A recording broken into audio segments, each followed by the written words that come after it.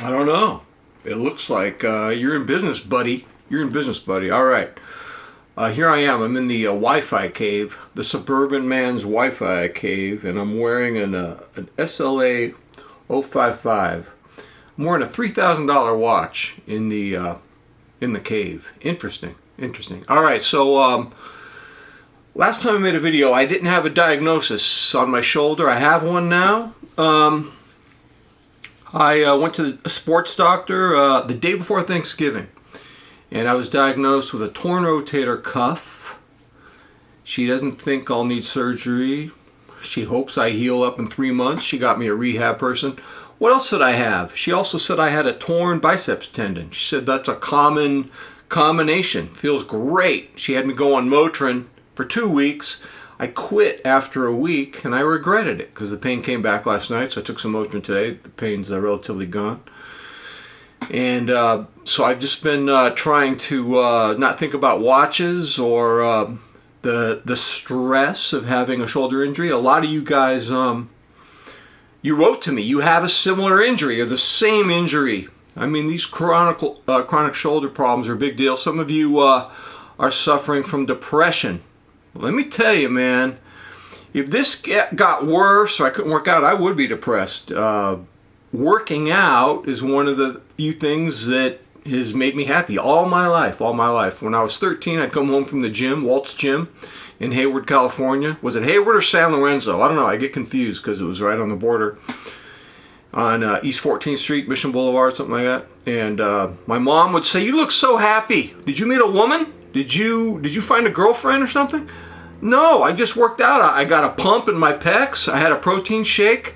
But I'll tell you what, if you can hook me up with a beautiful woman to go with me to the beach when I'm tanning, I'm on board with that. But no, I'm just happy because I worked out. So I've been trying to keep my mind off of this shoulder injury because sometimes the pain can be so chronic and to show up for no reason at all.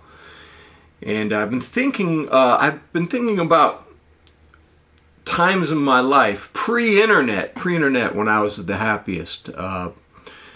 From the age of 9 to 12, I invented a game called Dice Baseball. A 1 and a 1 was a home run, a 1 and a 2 was a triple, 1 and a 3 was a double. I remember a 6 and a 6 was a walk, unless you were a power hitter. Then not only was a snake eyes a home run, but a 6 and a 6 was a home run. You were allowed one slugger on your team. And if you guys want the exact dice layout, I should put it in the description. Let me know, man. But I would play for 12 hours and record the statistics. And I would announce the games, like Monty Moore of the Oakland A's, 1971. And my mom said, "God, you're just announcing games all day? What are you doing?" "I'm having fun." So I remember that made me really happy. Pre-internet days. Pre-internet days, I would read every muscle magazine from the age of 14 to about 17, every single one. All of them. I remember listening to my Radio Shack clock radio. Just so comfortable. Pre-internet. And then in the 90s, I read the car magazines to jazz music. Pre-internet, man, I'd read the showdown between the Toyota Camry, the Honda Accord, and the Nissan Altima. The showdown. There was always a showdown. The Mercedes, the BMW, the Saab, or the Volvo. There would be a showdown. I love those showdowns. Those were good riders, too. I think they were operating out of Orange County, Newport Beach, maybe it was. Car and Driver, Motor Trend. I was so happy reading. I wasn't even in the market for a car. My Car and Driver's here. Man, the internet changed all that stuff. So I've been thinking about pre-internet days. Internet's not making me that happy, man. Internet, man. That's where I got addicted to watches, 2005. And so I've been off the addiction because all my obsession for watches, I went into this shoulder injury for the most part. And it made me think about my watch addiction because it distanced me from the addiction, and being removed from it, I've had some insights that I want to share with you, and I'm going to go out on a limb. I'm going to say that my insights into my personal watch addiction apply to a lot of watch addicts based on the comments I see in watch forums. A lot of us have this in common. And what I realized is that we're not addicted to watches by themselves. There's an addiction behind the addiction. And the addiction is regret. Regret is the addiction that has driven my watch hobby for over 20 years. Regret is a powerful, weaponized tool for my watch addiction. What do I mean by regret? As I look back, I can go all the way back to 2010 when I was in the fever swamp. And I got my first gen Seiko Monster that just blew me away. The loom, the look, the way it kind of blew me out of the water when it came to my TV brands. What I realized started happening, I started flipping watches, as a lot of us do. And it occurred to me recently that regret was the driving force. Regret made me do this, and a lot of watch people do this. You have some old watches and you sell them to fund a new watch. And then you get this new watch and you regret selling the old watches to fund this new watch. And you're just overcome with regret. You got to get this new watch out of your life because it's a reminder of how stupid you were to get rid of those old watches. In some cases, those old watches are worth double, triple the price, or they're not available. That adds to regret. And sometimes you buy the wrong style of watch. It's too big, too small, too dressy, too blingy, too this, too that. Always in a state of regret. It's like the watch hobby becomes a soap opera. And then, because of the internet, you're commiserating with fellow soap operatics. And you've seen so many people on these forums going, help me decide between the Omega and the Tudor. I don't know what to do. Dude, why are you're gonna get both anyway. If you got $5,000 to spare for a luxury watch, I'm sure you have another $5,000 for the second luxury watch. Don't act like you're choosing between one. That's part of your soap operatic persona. Stop doing it, buddy. You're gonna buy the Tudor and the Omega. I know you, son. I know you, son. Yes, sir. So another cause of regret was just getting too big of a collection. Oh God, it would drive me into a state of madness. God, I learned the hard way. If my collection gets over 7, I have a nervous breakdown. And it's stupid. It's a soap opera. And regret is a giant soap opera. And as I've been realizing this because my shoulder took me away from my set. I mean, I love wearing this. I love wearing it in the Wi-Fi cave. $3,000 diver watch in the Wi-Fi cave. Yeah. Well, I could have just been wearing a $50 G-Shock for this action. So let's just say my watch addiction is cured. And not even permanently cured. Just say temporarily cured. Does that mean I'm all better? No, it doesn't. I think the regret addiction is still in me. And it's dangerous because when you have regret, you want to put a Band-Aid on it. And as a watch addict, what you do is you end up buying a new watch as your Band-Aid because a new watch is adrenaline, it's dopamine, and it gives you a brief, temporary Band-Aid for all that watch regret. And you get this new watch, but then new problems arise. And what happens when you start going down this regret feedback loop? You're full of regret because you made the wrong watch decision. You try to fix the regret with a new watch purchase, and this ends up creating even more regret. This is a cycle, man. It's hard to break it, man. It's just so hard to break. And once you start going down the cycle, and I only see this because I've been kind of distant from the watch obsession for 4 months. For me, not buying a watch for the last 4 months is pretty big for me. From a guy who was buying a watch, who was a member of the Watch of the Month Club for 20 years, who could have bought a couple of BMWs with that money or paid his house off. Don't do that. Oh no, I'm overcome with regret. Oh no, I can't make this video. So here's what I've learned. I'm not addicted to watches right now, but I still have addiction to regret.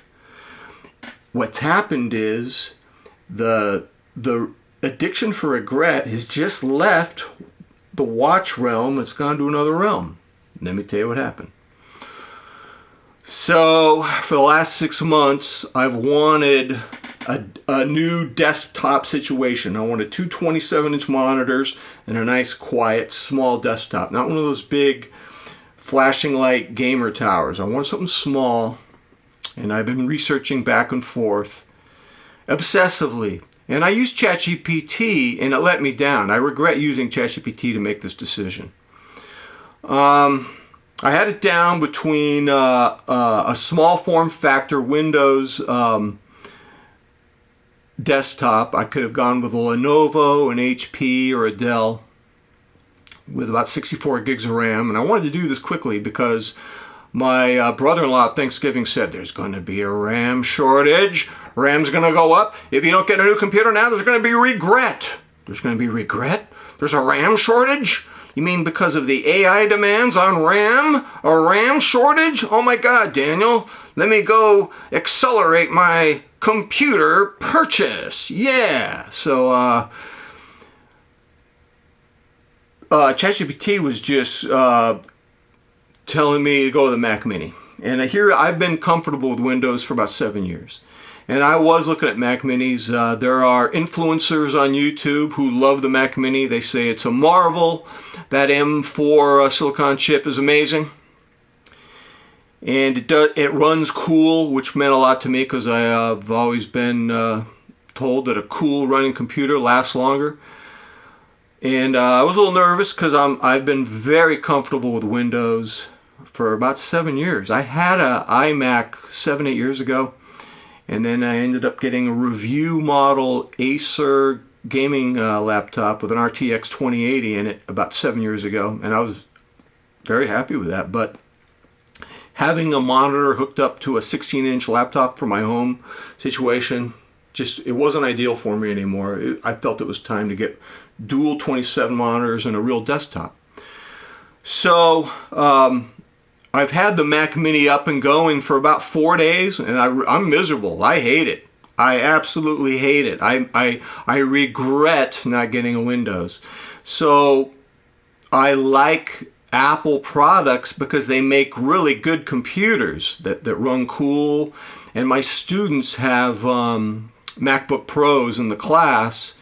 And for a laptop, you can't beat a MacBook Pro, but it's all self-enclosed. The monitor, the keyboard, it's all fit together. It's perfect. It's a perfect laptop. But for me, I needed a desktop with full functionality. And what I found when I got this Mac Mini, number one, didn't have enough ports, so I had to get some hubs. I had to get USB hubs. And then I realized that the ports that are on the Mini don't accommodate USB-A, so I had to get converters. Everything's C, and where my engineering friend Pedro said, everything's going to C. We're getting away from ports. So I found for full functionality, I just didn't have enough ports. And so I'm putting all these hubs on the Mac Mini, and so it's already the small form factor is kind of being compromised by the fact that I'm just accruing hubs to it. And then there's another problem. It's just fussy. It doesn't like my mechanical keyboard. I took the mechanical keyboard out of a hub, put it directly into the Mini, to read it, and it was reading it fine. Now it's not reading it again, so I got to shut off the whole computer. I don't feel at home with it at all. You know what I do when I'm on my Mac Mini? I'm just on Google Chrome. I'm not even using Safari because I miss Windows and Google Chrome, and I imported all my bookmarks and everything from my from Google Chrome to the Mac Mini. It's like I'm homesick. I want Windows again. I want Google Chrome. You know what it reminds me of? You go to France and you miss your home in America, and so with all these beautiful French restaurants, you're eating at a McDonald's in Paris. And that's pretty much where I'm at. I'm on Google Chrome. I'm eating at a McDonald's in Paris. I'm overcome with regret.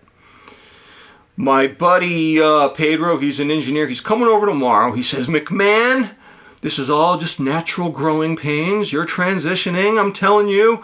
I'm going to help you love this Mac Mini.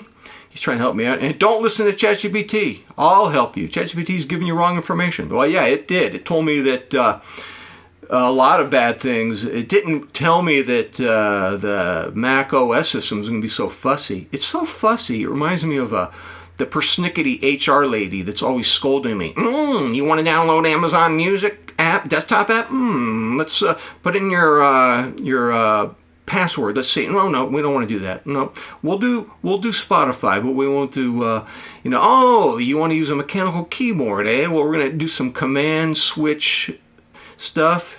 We may read it or we may not read it when you turn on your computer. You won't even be able to type in your password. You'll just have to shut the whole computer down every time. My workflow is compromised.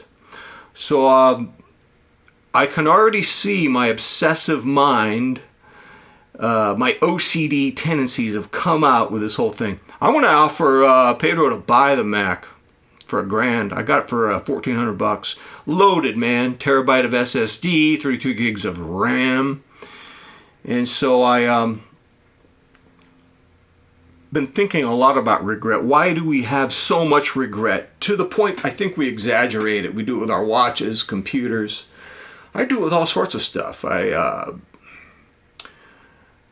don't know if I should get a Toyota Camry or a Honda Accord. I'm sure that whichever one I get, I'll regret. Even though they're both almost the same car in some ways. I think the Accord's a little bigger, a little quieter. It's probably going to be for me. You take your family out. Should we go out for Thai or sushi? We're going to have regret. What are we going to regret? Defines so much of our life. I think regret creates this illusion of consequential, meaningful decisions when the decisions really aren't that big. I mean, honestly, this whole Mac thing is just drama. I'm in the Wi-Fi cave, man, and I wish I was playing dice baseball again. I wish I was 10 years old playing dice baseball. My buddy Pedro will either buy it from me, or I'll get used to it, or I'll give it to one of my daughters.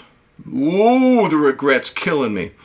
But nothing kills me more than the regret of not being more prudent in my kettlebell workouts, resulting in this shoulder injury.